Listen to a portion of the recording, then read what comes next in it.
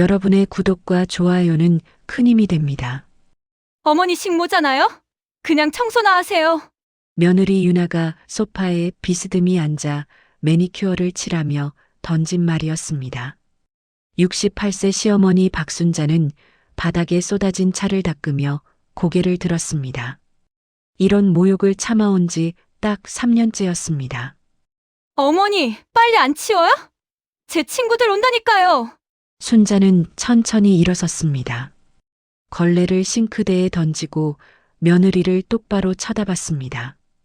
유나야, 짐 싸서 나가. 네? 어머니가 저보고 나가래요? 유나는 비웃었습니다. 그때 순자가 핸드백에서 서류 봉투를 꺼냈습니다. 테이블 위에 펼쳐진 그 서류를 본 유나의 얼굴이 순식간에 창백해졌습니다. 이게 뭐예요? 순자의 입가에 차갑게 미소가 번졌습니다. 이 집 주인이 누군지 알고 싶었지? 대체 시어머니 박순자는 누구였을까요?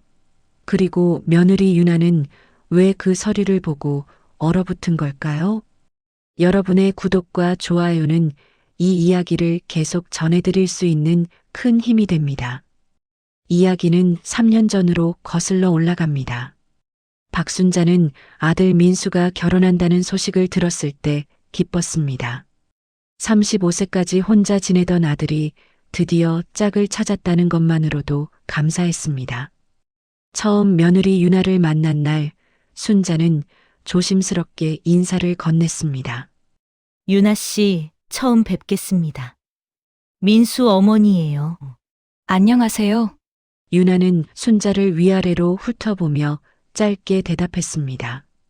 수수한 면 블라우스에 검정 치마를 입은 순자의 모습을 본 유나의 눈빛에는 묘한 감정이 스쳐 지나갔습니다. 명품 핸드백을 든 유나와 대조적인 모습이었습니다. 유나 아버지가 끼어들었습니다.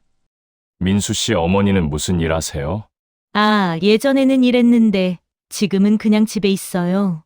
순자가 조용히 대답했습니다. 그럼 연금은 받으시나요? 조금요. 순자는 더 이상 말하지 않았습니다. 유나 부모는 서로 눈빛을 주고받았습니다. 그 눈빛에는 은근한 실망이 담겨 있었습니다. 결혼식은 소박하게 치러졌습니다. 순자는 아들 부부를 위해 자신이 살던 집을 내주기로 했습니다. 서울 강남의 30평대 아파트였습니다. 어머니, 괜찮으세요? 어머니는 어디서 사실 건데요? 민수가 걱정스럽게 물었습니다. 난 괜찮아. 작은 방 하나만 있으면 돼. 너희 신혼집이 필요하잖니? 유나가 아파트 등기부등본을 확인하며 물었습니다. 어머니, 이 집 명의가 어머니 앞으로 되어 있네요? 응. 오래전에 산 거야. 그럼 나중에 민수한테 증여하실 거죠? 유나의 눈빛이 반짝였습니다. 순자는 대답 대신 미소만 지었습니다. 순자는 안방을 신혼부부에게 내주고 자신은 작은 방을 썼습니다. 처음 몇 달은 괜찮았습니다.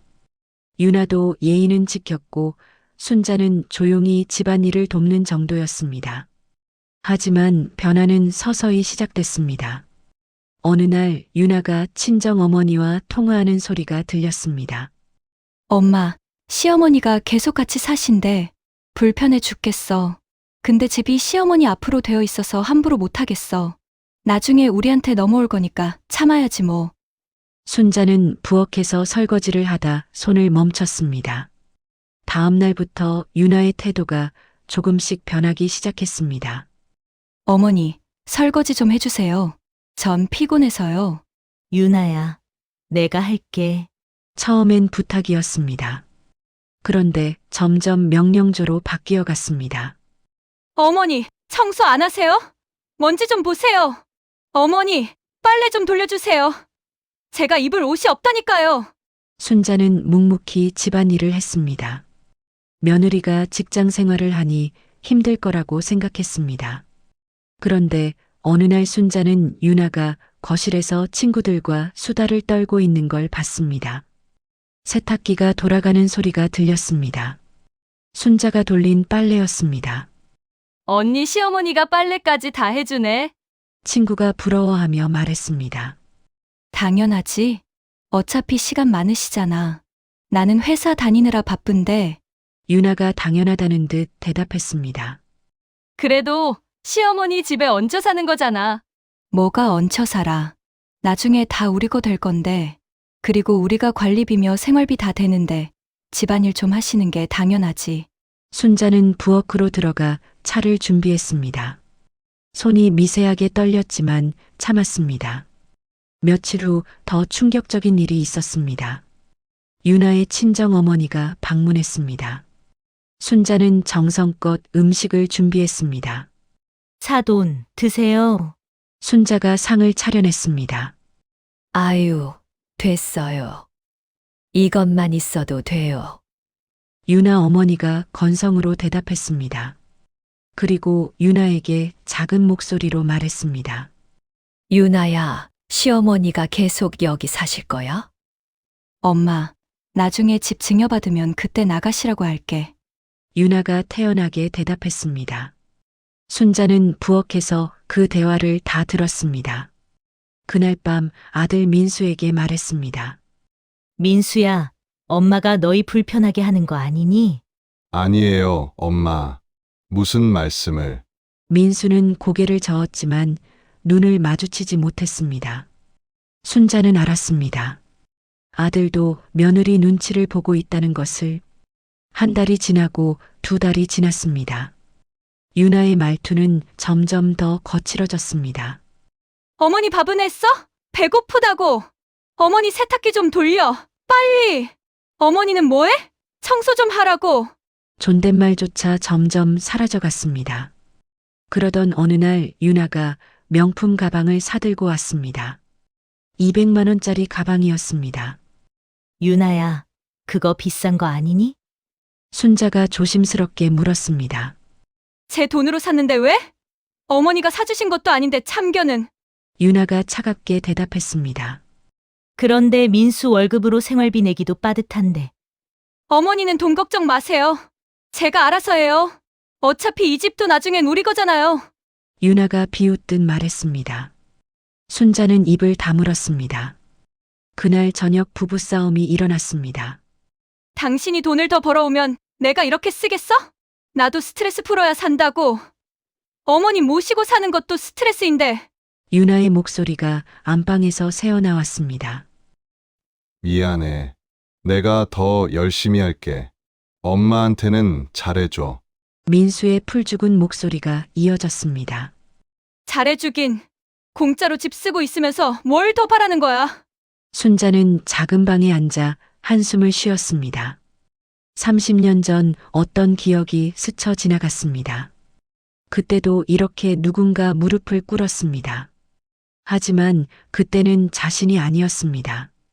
순자는 서랍을 열어 오래된 명함 하나를 꺼냈습니다. 명함에는 낯익은 이름이 적혀 있었습니다. 하지만 곧 다시 서랍 깊숙이 넣었습니다. 아직은 때가 아니라고 생각했습니다. 3년이 지났습니다. 상황은 더 나빠졌습니다. 유나는 이제 시어머니를 완전히 하녀 취급했습니다. 친구들 앞에서도 거리낌 없이 명령했습니다. 어머니, 차 좀 가져와. 빨리. 어머니, 이거 치워. 지저분하게. 그리고 오늘 드디어 그 말이 나왔습니다. 어머니 식모잖아요. 순자는 알았습니다. 더 이상 참을 수 없다는 것을. 3년 동안 팽팽하게 당겨진 인내심의 줄이 끊어지는 소리가 들렸습니다. 이제 진실을 밝힐 때가 온 것입니다. 어머니 식모잖아요. 그냥 청소나 해요. 유나가 소파에 비스듬히 기대 매니큐어를 칠하며 내뱉은 말이었습니다. 바닥에는 유나가 일부러 쏟은 차가 흥건했습니다. 순자는 걸레를 들고 무릎을 꿇었습니다. 68세의 허리는 이미 굽어 있었습니다. 3년 동안 참아왔습니다. 아들의 가정이 평화롭기를, 손주를 보고 싶다는 마음뿐이었습니다. 어머니, 빨리 안 닦아? 제 친구들 30분 후에 온다고. 유나가 짜증스럽게 소리쳤습니다. 순자는 천천히 고개를 들었습니다. 며느리의 오만한 눈빛과 마주쳤습니다. 그 순간 무언가가 툭 끊어지는 소리가 들렸습니다. 유나야. 순자의 목소리는 차분했습니다. 하지만 어딘가 달랐습니다. 네, 갑자기 왜? 말 놓지 말라고 했잖아요. 유나가 눈을 치켜떴습니다. 짐 싸, 나가. 뭐라고요? 유나는 귀를 의심했습니다. 지난 3년 동안 단 한 번도 대든 적 없던 시어머니가 지금 자신에게 나가라고 했습니다. 어머니, 지금 저보고 나가래요? 정신 나가셨어요? 유나가 비웃으며 일어났습니다. 내가 왜 나가요? 이 집 나중에 민수 명의로 넘어올 건데 어머니가 여기서 나가셔야죠. 그때 현관문이 열렸습니다. 아들 민수가 퇴근한 것입니다. 무슨 일이에요? 민수가 어머니와 아내를 번갈아 봤습니다. 민수야, 유나가 나가야 할 것 같구나. 엄마, 무슨 말씀을? 민수가 당황해서 어머니를 봤습니다. 여보, 어머니가 갑자기 저보고 나가래요. 이게 말이 돼요? 유나가 민수에게 달려가 팔을 붙잡았습니다. 진정해. 엄마, 무슨 일이 있었어요? 민수가 조심스럽게 물었습니다. 3년 동안 참았다. 이제 못 참겠어. 순자가 핸드백에서 서류 봉투를 꺼냈습니다. 천천히 거실 테이블 위에 펼쳤습니다. 이게 뭐예요? 민수가 서류를 집어들었습니다. 건물 등기부등본이었습니다. 주소는 강남역 근처 상업지구였습니다. 엄마, 이게 뭔데요? 읽어봐. 민수는 서류를 읽기 시작했습니다. 눈이 점점 커졌습니다. 이게 엄마 명의로 된 빌딩이라고요? 그래. 순자는 담담하게 대답했습니다. 잠깐만요. 빌딩이요? 거짓말 마세요. 유나가 서류를 낚아챘습니다. 하지만 거기 적힌 내용은 분명했습니다. 강남역 인근 7층짜리 상가 건물의 소유주 박순자. 이게 진짜예요? 어머니가 빌딩을 갖고 계셨어요? 민수가 믿기지 않는다는 표정으로 물었습니다. 30년 전에 샀지. 순자가 소파에 앉았습니다. 더 이상 무릎 꿇지 않았습니다. 그럼 왜 지금까지 말씀 안 하신 거예요? 민수가 물었습니다. 말할 이유가 없었으니까. 그리고 너희가 내 재산 때문에 결혼한 게 아니라는 걸 확인하고 싶었어. 순자가 유나를 똑바로 쳐다봤습니다. 유나야, 넌 이 아파트가 나중에 민수한테 넘어올 거라고 생각했지? 내가 가진 게 이것밖에 없을 거라고 생각했고, 유나의 얼굴이 하얗게 질렸습니다. 그래서 3년 동안 날 하녀처럼 부렸어. 집안일 시키고 친구들 앞에서 무시하고 식모 취급했지. 어머니. 그게 아니라. 유나가 말을 더듬었습니다. 이제 진실을 알려줄게. 이 아파트는 내 재산 중에서 제일 작은 거야. 저 빌딩 월세 수입만 해도 한 달에 5천만 원이 넘어. 뭐라고요? 민수가 눈이 휘둥그레졌습니다. 그리고 저 빌딩 말고도 2개가 더 있어. 여의도에 하나, 판교에 하나. 순자가 차분하게 말했습니다. 3개요? 빌딩이 3개라고요? 민수의 목소리가 떨렸습니다. 그래. 그리고 주식도 좀 갖고 있지. 대충 계산하면 총 자산이 200억 정도 될 거야. 200억. 유나가 그 자리에 주저앉았습니다. 다리에 힘이 풀린 것입니다. 넌 내가 가난한 시어머니인 줄 알았지? 연금 조금 받으며 근근히 사는 늙은이라고 생각했어. 그래서 함부로 대한 거고. 순자의 목소리는 차갑게 식어 있었습니다. 엄마, 그럼 왜 지금까지? 민수가 어머니를 봤습니다. 너희가 날 진심으로 대하는지 보고 싶었어. 돈 때문이 아니라 정말 가족으로 생각하는지. 그런데 유나는 그러지 못했어. 순자가 유나를 향해 고개를 돌렸습니다. 넌 이 집이 나중에 너희 거 될 거라는 생각으로 날 참았지. 하지만 이제 알잖니. 내가 가진 게 훨씬 많다는 걸. 어머니, 제가 잘못했어요. 정말 죄송해요. 유나가 순자 앞으로 기어갔습니다. 하지만 순자는 손을 들어 막았습니다. 3년 동안 넌 날 식모라고 했어. 청소나 하라고 했지. 친구들 앞에서 나를 무시했어.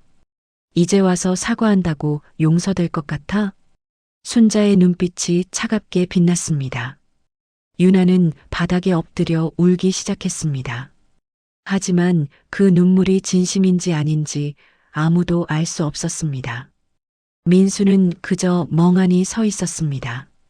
3년 동안 자신이 알던 어머니가 사실은 전혀 다른 사람이었다는 충격 때문이었습니다. 유나는 바닥에 엎드려 울고 있었습니다. 하지만 순자의 표정은 여전히 차갑기만 했습니다. 어머니, 정말 죄송해요. 제가 잘못했어요. 유나가 흐느끼며 말했습니다. 엄마, 유나도 반성하고 있잖아요. 이제 다시 시작하면. 민수가 조심스럽게 끼어들었습니다. 반성? 진짜 반성하는 거 맞니? 순자가 냉소를 띤 목소리로 물었습니다. 네, 정말이에요. 앞으로 잘할게요. 유나가 고개를 들어 순자를 봤습니다. 눈물로 범벅이 된 얼굴이었습니다. 그래, 그럼 하나 물어볼게. 순자가 핸드백에서 이번엔 다른 봉투를 꺼냈습니다. 갈색 서류 봉투였습니다. 이게 뭔지 아니? 유나의 얼굴이 순간 굳어졌습니다. 뭔데요? 민수가 어머니를 봤습니다. 열어봐. 순자가 봉투를 테이블 위에 던졌습니다. 민수가 떨리는 손으로 봉투를 열었습니다. 안에서 여러 장의 사진이 쏟아져 나왔습니다. 이게 뭐야? 민수의 얼굴이 창백해졌습니다. 사진 속에는 유나가 낯선 남자와 호텔에 들어가는 모습이 찍혀 있었습니다. 여러 날짜, 여러 장소였습니다. 여보, 이게 아니야. 유나가 황급히 변명하기 시작했습니다. 3개월 전부터 찍은 거야. 너희가 결혼한 지 2년쯤 됐을 때부터 시작한 것 같더라. 순자가 차분하게 말했습니다. 엄마, 이걸 왜 지금까지? 민수의 목소리가 떨렸습니다. 확실한 증거가 필요했으니까. 그리고 더 중요한 게 있어. 순자가 또 다른 서류를 꺼냈습니다. 병원 진료 기록지였습니다. 유나야, 넌 3주 전에 산부인과 갔었지? 유나의 얼굴이 하얗게 질렸습니다. 임신 확인하러 간 거 맞지? 어떻게? 저번 주에 넌 민수한테 말했어. 임신했다고. 축하한다고. 순자의 눈빛이 날카로워졌습니다. 그런데 말이야. 민수는 2달 전에 출장 갔었어. 2주 동안. 기억하지? 민수가 고개를 끄덕였습니다. 그 기간에 너는 그 남자를 6번 만났어. 호텔에서. 순자가 사진들을 하나씩 날짜별로 펼쳤습니다. 그리고 임신 주수를 계산해 보니까 딱 그 기간이더라. 순자가 진료 기록지를 민수에게 내밀었습니다. 뭐라고요? 민수가 서류를 떨어뜨렸습니다. 내 아이가 아니야, 민수야. 저 남자 아이지. 거짓말이에요. 검사해 보면 알 수 있어요. 유나가 소리쳤습니다. 이미 했어. 뭐요? 너 지난주에 종합병원에서 피 뽑았지? 정기검진 받으러 간다고 했던 거 말이야. 유나의 입이 벌어졌습니다. 난 그 병원 이사야. 내 돈으로 지은 병원이거든. 그래서 내 혈액 샘플 받아서 유전자 검사 의뢰했지. 순자가 또 다른 서류를 꺼냈습니다. 결과 나왔어. 민수 DNA와 일치하지 않아. 하지만 저 남자 DNA하고는 99.9% 일치해. 어떻게? 저 남자 DNA를. 그 남자 회사도 내 계열사거든. 직원 건강검진 자료 있지. 순자가 차갑게 웃었습니다. 유나는 완전히 무너졌습니다. 모든 계획이 탄로 난 것입니다. 넌 임신해서 민수 아이라고 속이고 내 재산 상속받으려고 했지? 손주 본다고 내가 감동해서 재산 다 물려줄 거라고 생각한 거야? 순자의 목소리는 얼음장처럼 차가웠습니다. 여보, 미안해. 나. 유나가 민수에게 다가가려 했습니다. 꺼져. 민수가 처음으로 소리쳤습니다. 여보, 제발. 한 번만. 저리 가. 썩 꺼지라고. 민수의 눈에서 눈물이 흘러내렸습니다. 3년 동안 사랑했다고 믿었던 아내가 자신을 배신했다는 사실이 믿기지 않았습니다. 유나야, 넌 나한테 기회를 줬어. 3년 동안 말이야. 순자가 일어서서 유나를 내려다봤습니다. 만약 내가 진심으로 우리 가족을 대했다면, 민수를 진짜 사랑했다면, 나도 너를 딸처럼 아꼈을 거야. 200억이고 300억이고 다 너희 줄 생각이었어. 순자의 목소리에 처음으로 감정이 실렸습니다. 하지만 넌 처음부터 끝까지 돈만 봤어. 이 집만 봤고 내 재산만 생각했지. 심지어 다른 남자아이를 임신해서 민수 아이라고 속이려고 했어. 어머니, 제발. 이제 너한테 줄 기회는 없어. 짐 싸. 당장 나가. 순자가 현관문을 가리켰습니다. 엄마, 이혼할게요. 당장 이혼할게요. 민수가 고개를 떨구며 말했습니다. 여보, 안 돼. 제발. 유나가 민수의 다리를 붙잡았습니다. 하지만 민수는 뿌리치고 자기 방으로 들어가 버렸습니다. 거실에는 유나의 울음소리만 울려 퍼졌습니다. 하지만 이번에는 아무도 그 눈물에 속지 않았습니다. 순자는 소파에 앉아 차가운 눈으로 며느리를 내려다봤습니다. 3년 동안 참아왔던 모든 것들이 이제야 끝나는 순간이었습니다.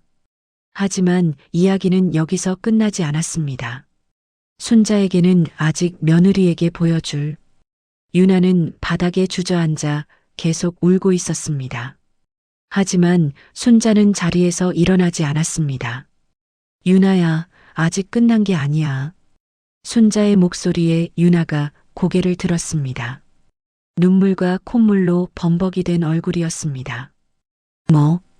뭐가 더 있어요? 넌 내가 다니는 회사 이름이 뭔지 알지? 당연하죠. 대한유통이요. 순자가 미소를 지었습니다. 하지만 그 미소는 따뜻하지 않았습니다. 대한유통 대주주가 누군지 아니?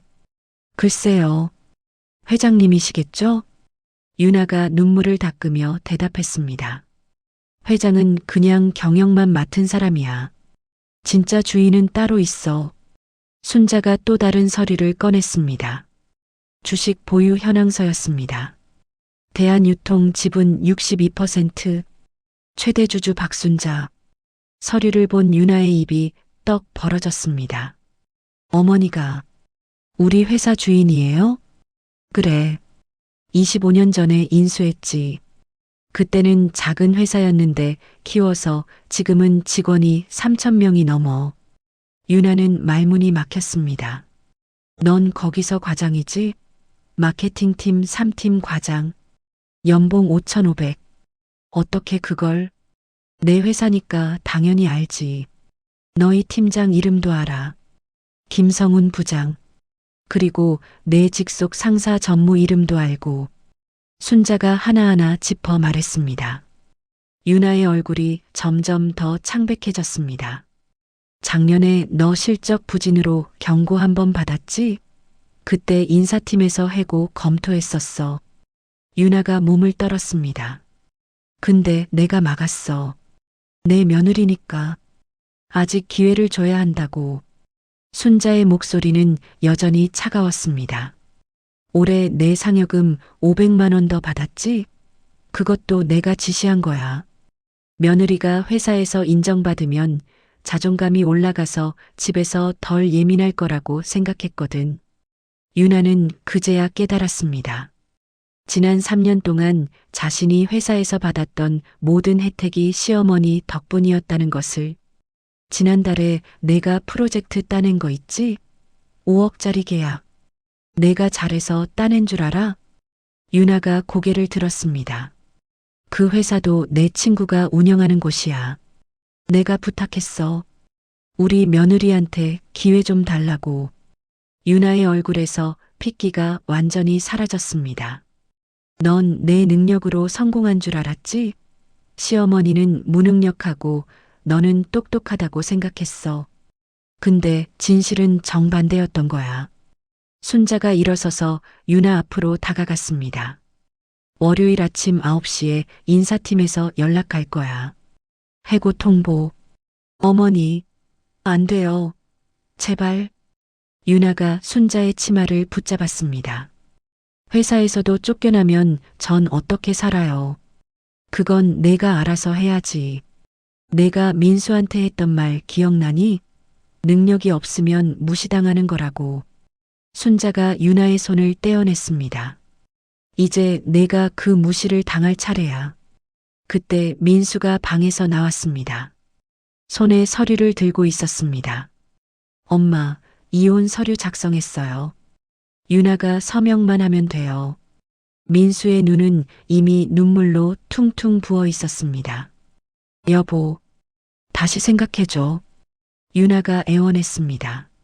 넌 날 사랑한 적이 없잖아. 이 집과 엄마 재산만 봤지. 심지어 다른 남자아이까지 임신해놓고 내 아이라고 속이려고 했어.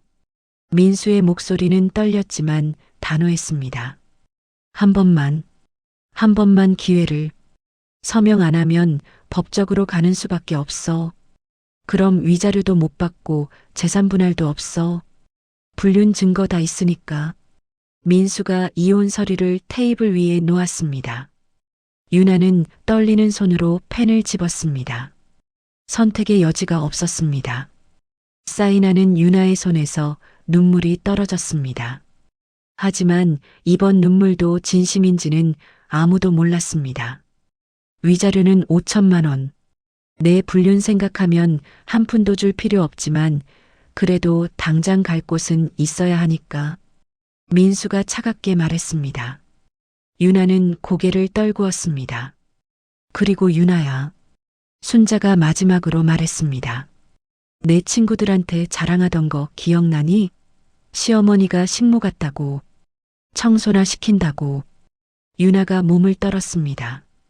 그 친구들도 다 내 회사에 관련된 사람들이야. 한 명은 우리 회사 협력업체 직원이고 한 명은 우리 건물 세입자 딸이지. 순자의 눈빛이 차갑게 빛났습니다. 그 친구들한테도 다 알려질 거야. 내가 얼마나 어리석었는지. 200억 재산 앞에서 식모놀이 하다가 쫓겨났다고. 유나는 완전히 무너졌습니다. 회사에서도 집에서도 심지어 친구들 사이에서도 웃음거리가 될 것이었습니다. 짐 싸. 1시간 안에 나가. 순자가 최후 통첩을 했습니다. 유나는 비틀거리며 일어나 방으로 들어갔습니다. 30분 후 큰 캐리어 2개를 끌고 나왔습니다. 현관문 앞에서 유나는 마지막으로 뒤를 돌아봤습니다. 어머니, 정말 죄송했어요. 이번에는 진심으로 보이는 사과였습니다. 하지만 이미 늦었습니다. 살면서 명심해. 사람을 겉모습으로 판단하지 마. 그리고 내가 무시한 사람이 사실은 내 인생을 쥐고 있을 수도 있다는 거. 순자의 마지막 말이었습니다. 유나는 고개를 숙이고 현관문을 나섰습니다. 문이 닫히는 소리와 함께 3년간의 결혼 생활이 끝났습니다. 거실에는 순자와 민수만 남았습니다.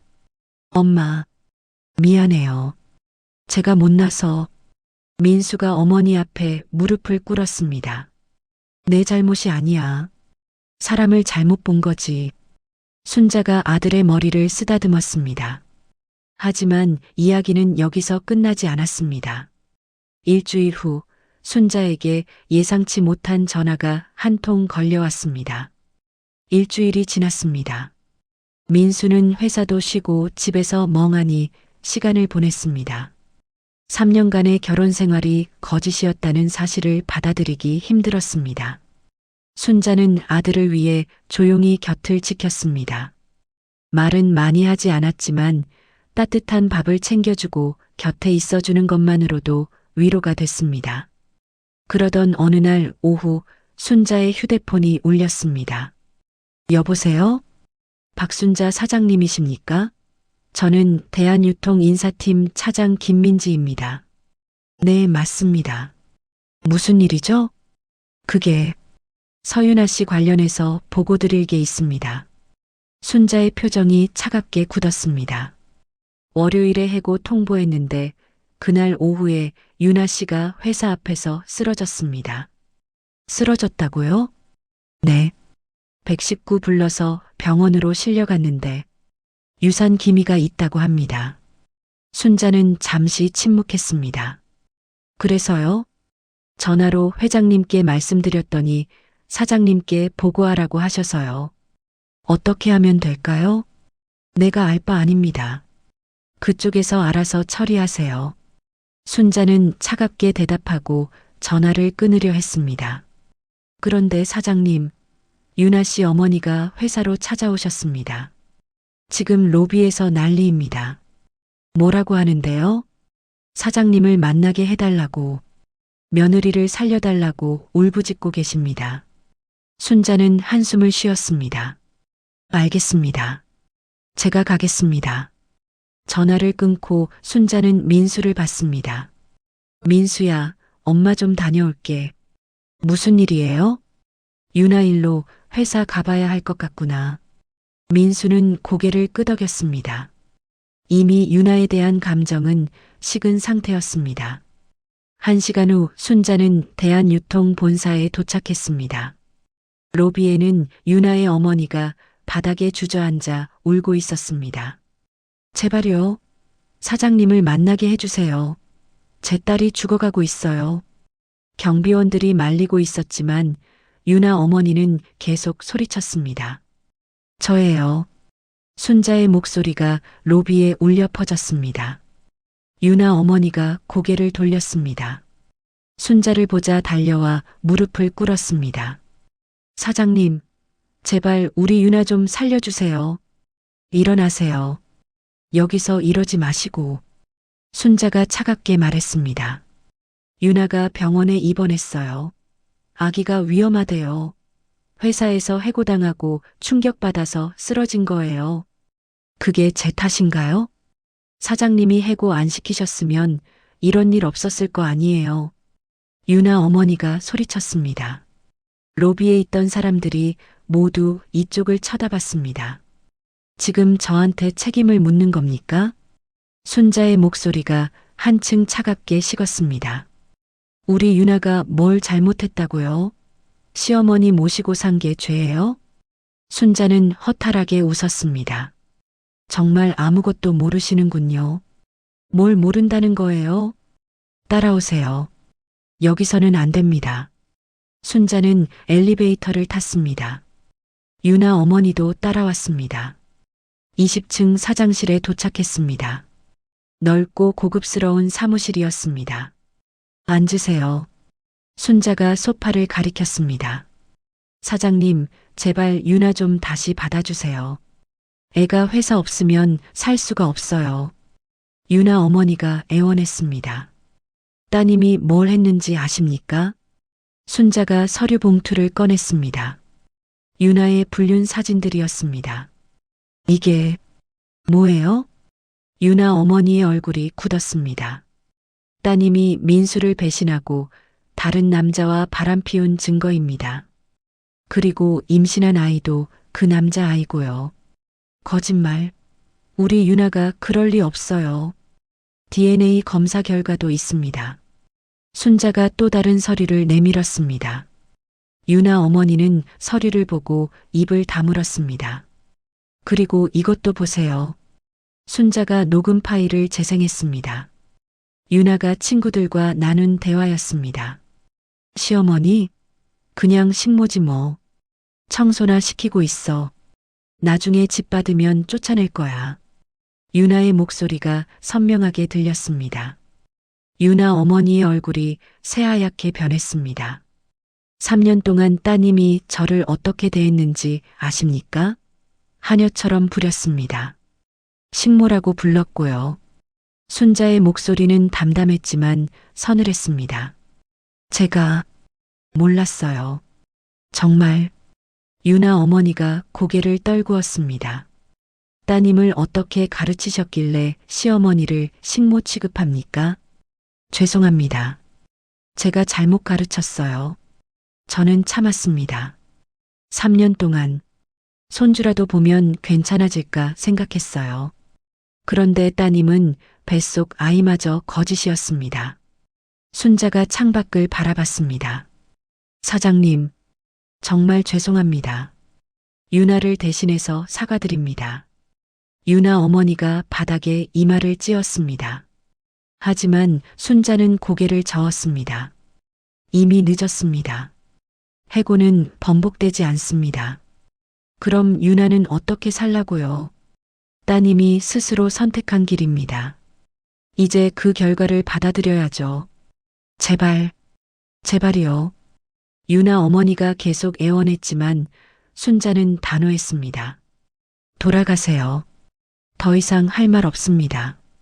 순자가 인터폰을 눌렀습니다. 경비, 손님 나가실 수 있게 안내해 주세요. 잠시 후 경비원이 들어왔습니다. 사장님, 제발. 유나 어머니는 끌려가듯 사장실을 나갔습니다. 순자는 홀로 남아 깊은 한숨을 쉬었습니다. 창밖에 서울 시내가 한눈에 내려다 보였습니다.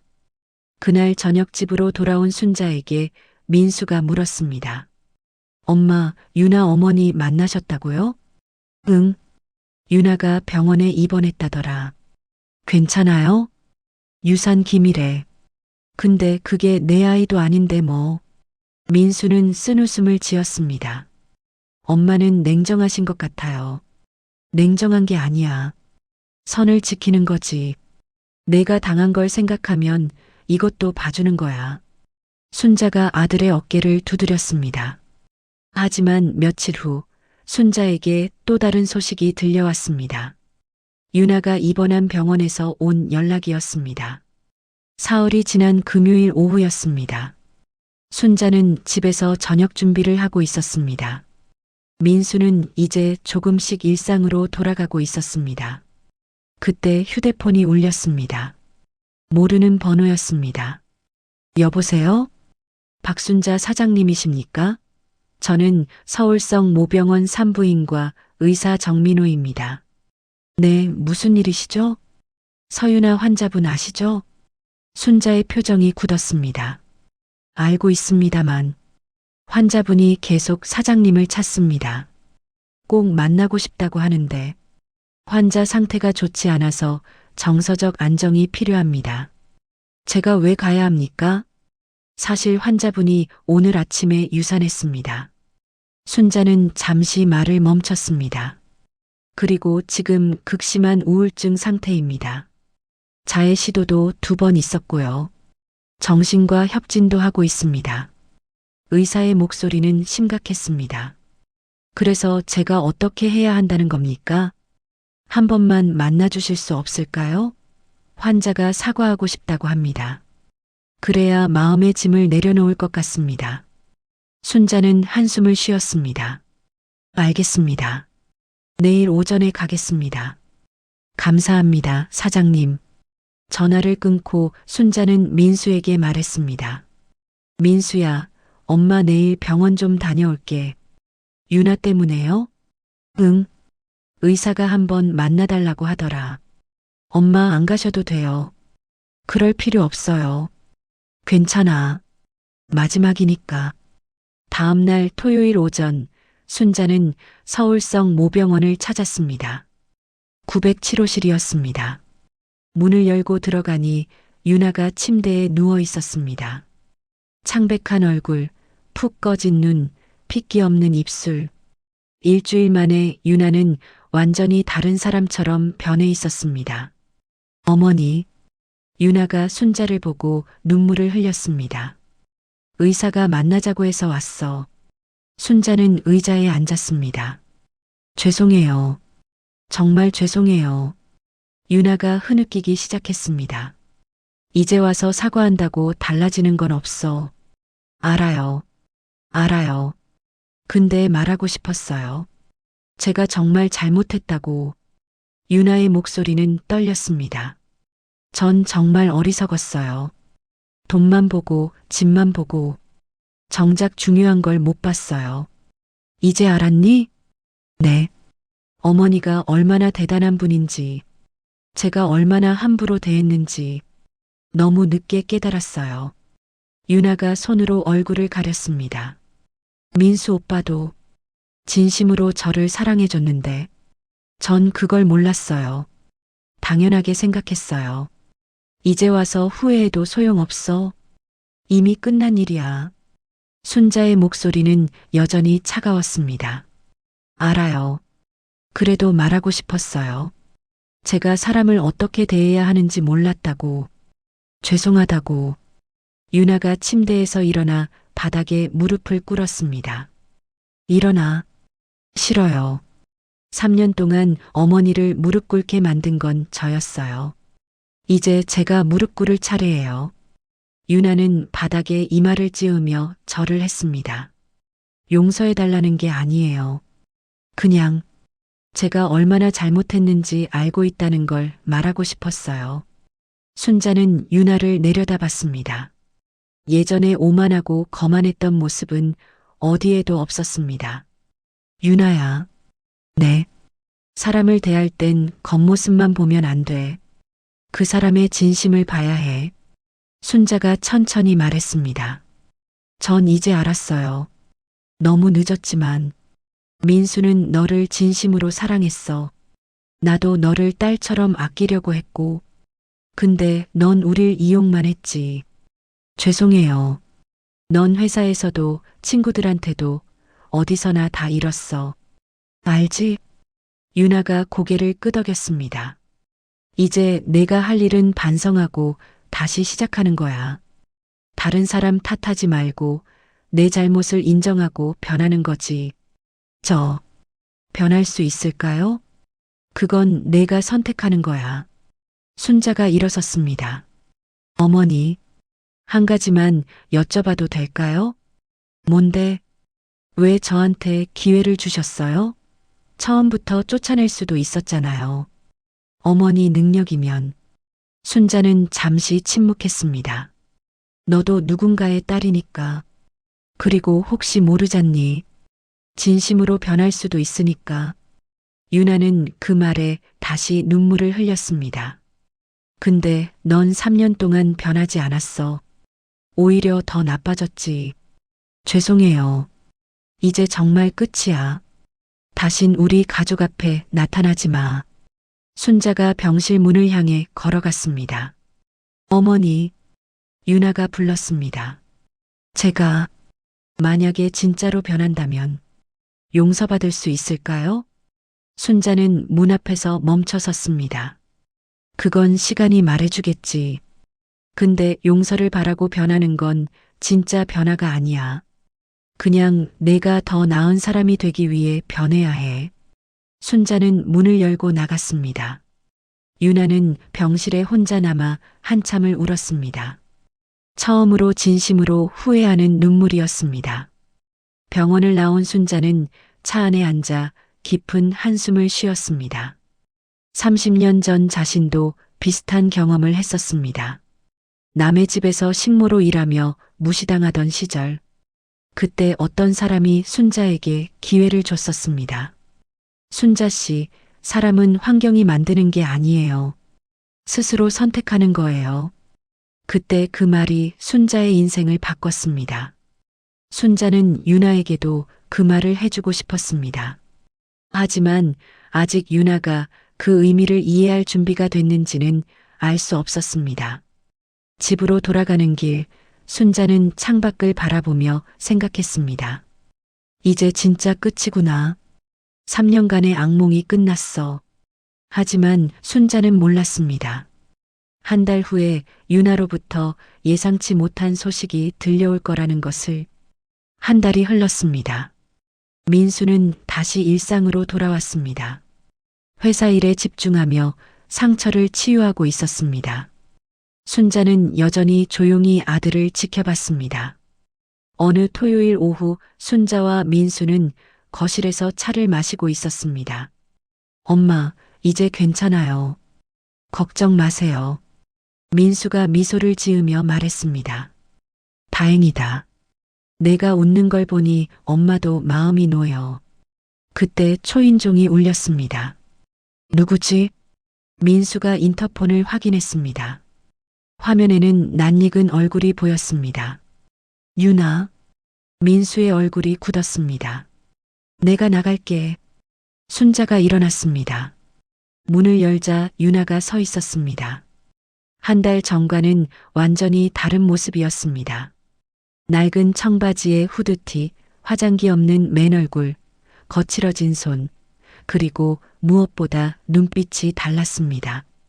오만함은 온데간데 없고 피곤하지만 단단한 눈빛이었습니다. 어머니, 잠깐만 시간 내주실 수 있을까요? 유나의 목소리는 조심스러웠습니다. 무슨 일이니? 보여드릴 게 있어서요. 5분만요. 순자는 잠시 망설이다 고개를 끄덕였습니다. 거실로 들어온 유나는 민수를 봤습니다. 민수 씨, 안녕하세요. 유나가 고개를 숙여 인사했습니다. 민수는 대답 없이 고개만 끄덕였습니다. 앉아. 순자가 소파를 가리켰습니다. 유나는 가방에서 손을 꺼내 내밀었습니다. 손바닥에는 굳은 살이 박혀 있었고 손가락 마디마디가 거칠고 트져 있었습니다. 손톱 밑에는 청소 세제 때문인지 검게 변색된 자국이 남아 있었습니다. 이게 뭐니? 순자가 유나의 손을 자세히 봤습니다. 제가 한 달 동안 한 일이에요. 어머니. 유나가 떨리는 목소리로 말했습니다. 무슨 소리야? 가정부요. 한 달 동안 남의 집에서 청소하고 빨래하고 설거지했어요. 매일. 민수의 눈이 커졌습니다. 내가 가정부를? 네. 월요일부터 금요일까지 매일 다른 집에서 일했어요. 하루 6시간씩. 유나의 눈에 눈물이 맺혔습니다. 첫날 기억나요. 청담동 어느 집이었는데 화장실 청소를 시키더라고요. 무릎 꿇고 변기 닦는데 갑자기 3년 전 생각이 났어요. 유나가 고개를 들어 순자를 봤습니다. 제가 어머니한테 화장실 청소시켰던 날이요.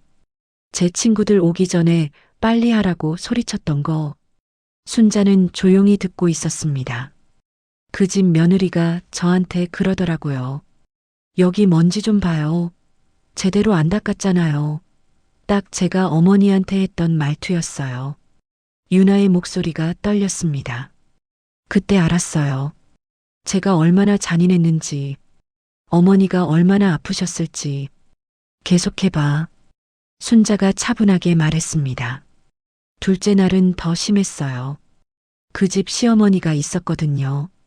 며느리가 시어머니한테 막 대하는 거 봤어요. 식모 취급하면서요. 유나가 눈물을 닦았습니다. 점심시간에 그 시어머니랑 부엌에 같이 있게 됐어요. 할머니가 저한테 물으시더라고요. 왜 이 일을 하냐고. 뭐라고 대답했어?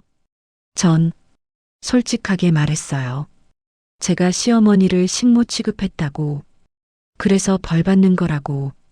그랬더니 그 할머니가 우시더라고요. 그러면서 제 손을 잡고 말씀하셨어요. 당신은 깨달은 사람이라고. 당신 며느리도 당신처럼 깨달았으면 좋겠다고. 유나가 흐느끼기 시작했습니다. 그 말 듣는 순간 정말 가슴이 무너지는 것 같았어요. 어머니가 3년 동안 얼마나 힘드셨을지. 민수가 조심스럽게 물었습니다. 그래서 한 달 내내 그 일을 한 거야? 네. 5집을 돌아다니면서요. 어떤 집은 친절했지만 어떤 집은 정말 힘들었어요. 유나가 무릎을 만졌습니다.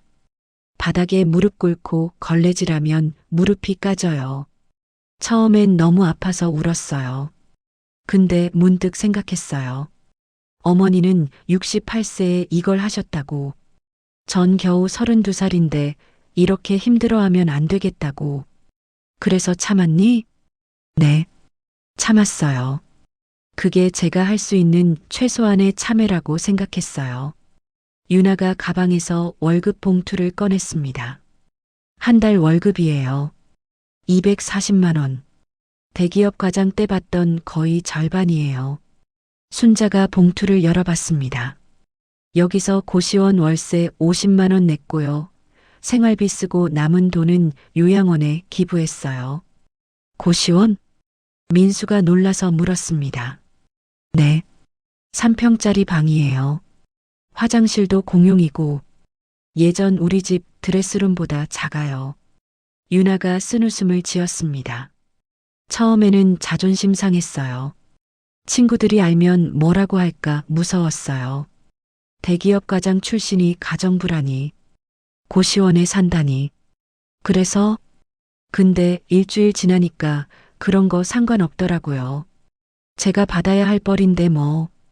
오히려 편해졌어요. 편해? 순자가 되물었습니다. 네. 예전엔 명품 가방 사고 비싼 옷 입고 친구들한테 과시하느라 바빴어요. 근데 지금은 그런 거 없잖아요. 그냥 일하고 집 가고 자고. 단순해요. 유나가 고개를 들었습니다. 그리고 이상하게 마음이 가벼워졌어요. 예전엔 항상 뭔가 쫓기는 것 같았거든요. 남들보다 더 잘 살아야 한다는 강박 같은 거. 지금은 그냥 제대로 살고 싶어요. 남 무시하지 않고 거짓말하지 않고 떳떳하게. 유나가 순자 앞에 무릎을 꿇었습니다. 어머니, 전 앞으로도 이렇게 살 거예요. 가정부 일 계속할 거고 고시원에서 살 거예요.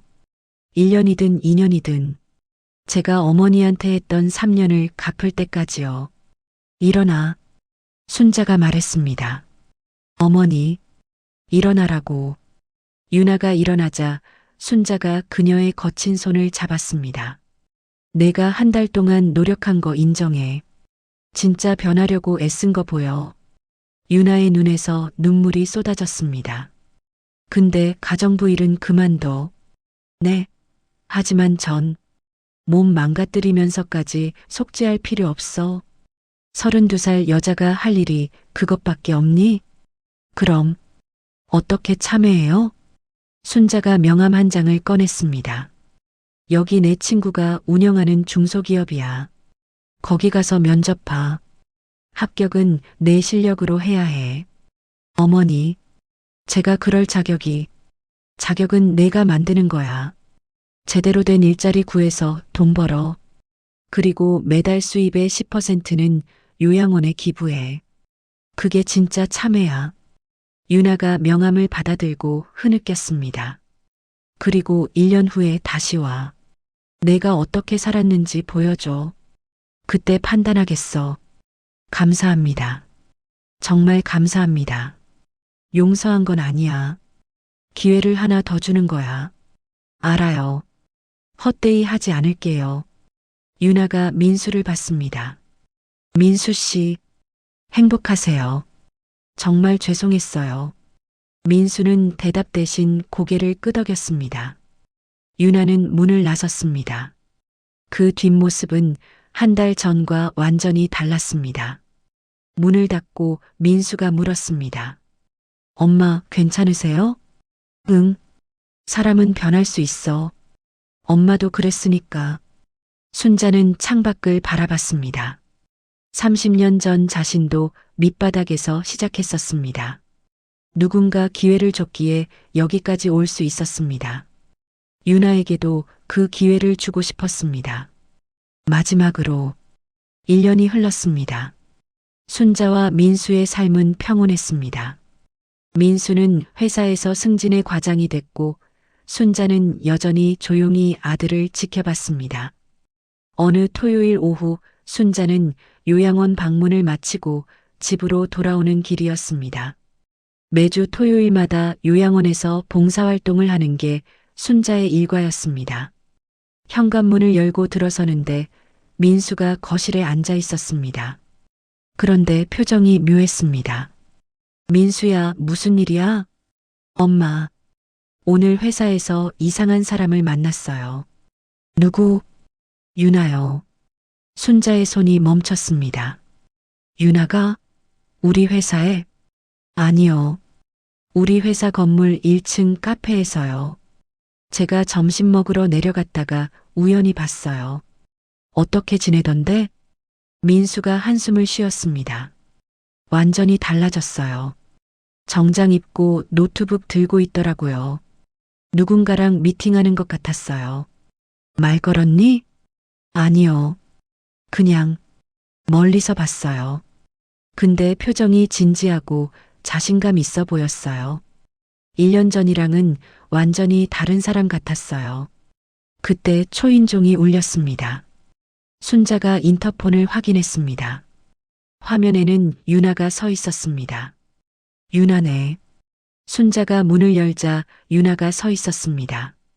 깔끔한 정장 차림에 단정한 머리, 그리고 밝은 표정이었습니다. 어머니, 1년이 됐어요. 들어와. 유나는 거실로 들어왔습니다. 민수와 눈이 마주쳤습니다. 민수 씨, 오늘 카페에서 봤죠? 응. 미팅하는 것 같던데. 네. 거래처 사람들이었어요. 유나가 순자에게 서류 봉투를 내밀었습니다. 어머니, 이거 봐주세요. 순자가 봉투를 열었습니다. 안에는 재직 증명서, 급여 명세서, 그리고 기부 영수증들이 들어 있었습니다. 어머니가 소개해 주신 회사에 합격했어요. 처음엔 사원으로 시작했는데 6개월 만에 대리로 승진했어요. 대리로? 민수가 놀라서 물었습니다. 네. 열심히 했어요. 새벽 6시에 출근해서 밤 10시에 퇴근했어요. 주말에도 나가서 일했고요. 힘들지 않았어? 순자가 물었습니다. 힘들었죠. 근데 예전처럼 남 탓하지 않았어요. 제 선택이니까. 그리고 열심히 하니까 인정받더라고요. 유나가 급여 명세서를 가리켰습니다. 월급은 350만 원이에요. 여기서 매달 10%인 35만 원을 요양원에 기부했어요. 1년 동안 총 420만 원이요. 순자는 기부 영수증들을 하나하나 살펴봤습니다. 매달 빠짐없이 기부한 기록이 있었습니다. 그리고 이것도 봐주세요. 유나가 또 다른 서류를 꺼냈습니다. 자원봉사 확인서였습니다. 매주 일요일마다 요양원에서 봉사했어요. 어르신들 식사 도와드리고 말벗 대어드리고 청소도 하고. 그때 순자의 눈이 커졌습니다. 잠깐, 이 요양원 혹시? 네. 어머니가 다니시는 그 요양원이에요. 순자는 깜짝 놀랐습니다. 거기서 봉사했어? 네. 6개월 전부터요. 어머니 만날까봐 조심했어요. 어머니는 토요일 오후에 오시고 저는 일요일 오전에 가니까 안 마주쳤죠.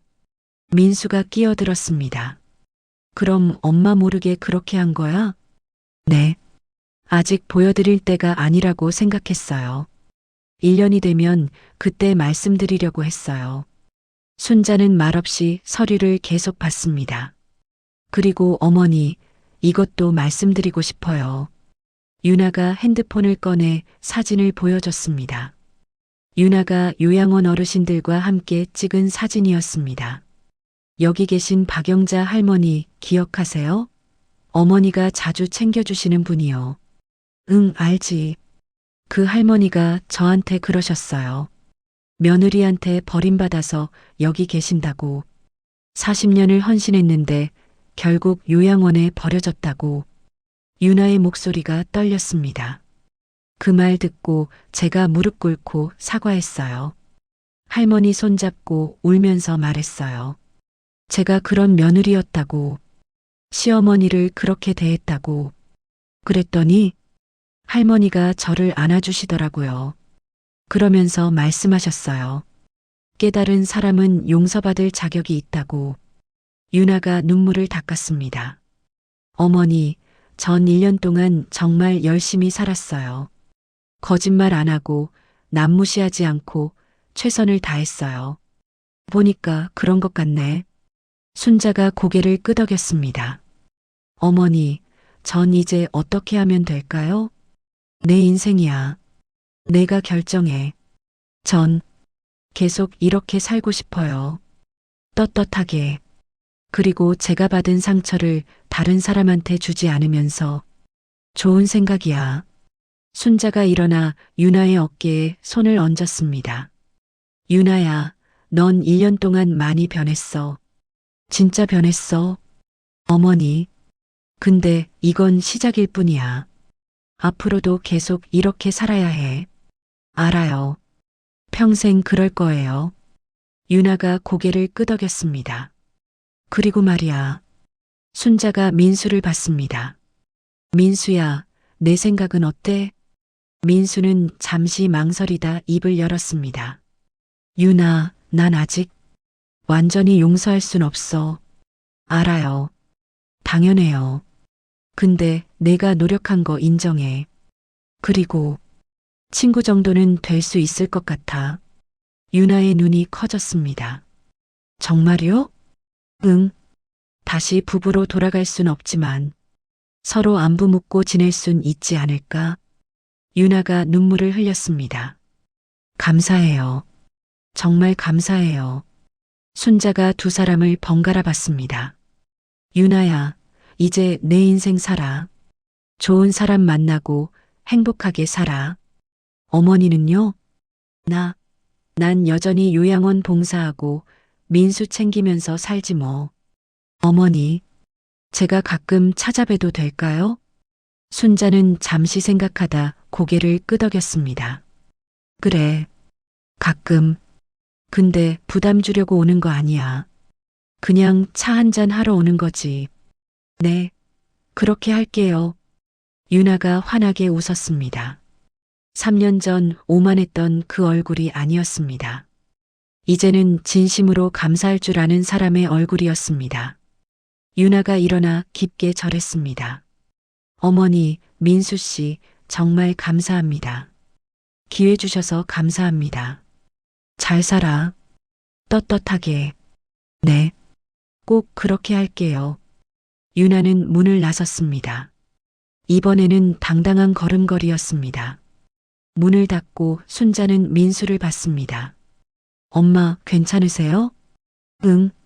사람은 변할 수 있어. 유나가 증명했잖니. 근데 엄마는 어떻게 그렇게 여유로우세요? 3년 동안 그렇게 당하셨는데. 순자가 미소를 지었습니다. 엄마도 옛날에 누군가한테 기회를 받았거든. 그래서 여기까지 왔어. 누구한테요? 나중에 얘기해 줄게.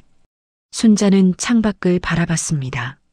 30년 전 순자도 남의 집 식모였습니다. 무시당하고 천대받았습니다. 하지만 어느 사업가가 순자에게 기회를 줬습니다.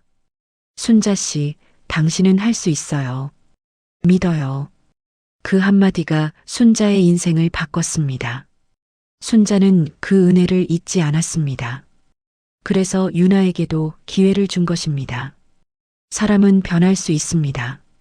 다만 그 기회를 주는 사람이 필요할 뿐입니다. 순자는 오늘도 그 믿음을 지켰습니다. 그리고 유나는 그 믿음을 저버리지 않았습니다. 이것이 진짜 행복이었습니다. 복수가 아닌 용서, 응징이 아닌 기회, 증오가 아닌 사랑. 순자는 차를 한 모금 마시며 미소 지었습니다. 민수야, 저녁 뭐 먹을래? 엄마가 해주시는 거면 뭐든 좋아요. 그래. 엄마가 맛있는 거 해줄게. 순자는 부엌으로 향했습니다. 평범한 일상이었지만 그것이 가장 소중한 행복이었습니다. 여러분, 오늘 이야기는 여기까지입니다. 시어머니를 식모 취급하며 3년 동안 함부로 대했던 며느리 유나.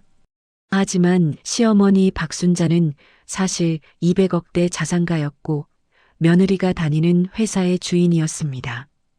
유나는 모든 것을 잃고 바닥까지 떨어졌지만 진심으로 반성하고 변화했습니다. 오늘 이야기를 통해 우리가 배울 수 있는 교훈이 있습니다. 첫째, 사람을 겉모습으로 판단하지 마십시오. 수수한 옷을 입고 조용히 집안일을 하는 시어머니가 사실은 여러분의 인생을 쥐고 있을 수도 있습니다. 외모나 현재 모습만 보고 사람을 무시하면 나중에 큰 후회를 하게 됩니다. 둘째, 진심은 언젠가 드러납니다. 유나는 3년 동안 가족을 돈으로만 봤습니다. 진심 없는 관계는 결국 무너지게 되어 있습니다. 반대로 순자의 진심 어린 인내심은 결국 모든 진실을 밝히는 힘이 됐습니다. 셋째, 사람은 변할 수 있습니다. 유나는 바닥까지 떨어진 후에야 자신의 잘못을 깨달았습니다. 하지만 진심으로 참회하고 노력한 결과 새로운 삶을 살 수 있었습니다.